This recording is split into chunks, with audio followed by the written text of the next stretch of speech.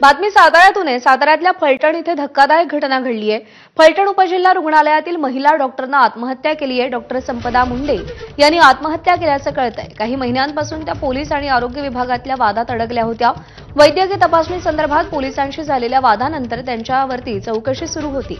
आपल्यावर अन्याय होतोय, मी आत्महत्या करेन अशी त्यांनी वरिष्ठांकडे तक्रार दिली होती। अखेर काल रात्री त्यांनी टोकाचं पाऊल उचललंय।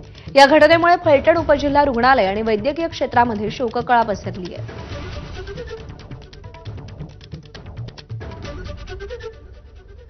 अन्याय होत असल्याची तक्रार डॉक्टर संपदा मुंडे यांनी वारंवार केलेली होती आणि हा अन्याय आपण सहन करणार नाही, आत्महत्या करू अशी तक्रार देखील त्यांनी दिलेली होती आणि अखेर काल रात्री त्यांनी टोकाचं पाऊल उचललंय।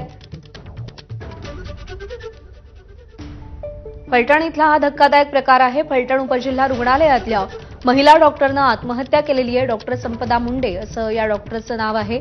काही महिन्यांपासून त्या पोलीस आणि आरोग्य विभागातल्या वादामध्ये अडकल्या होत्या।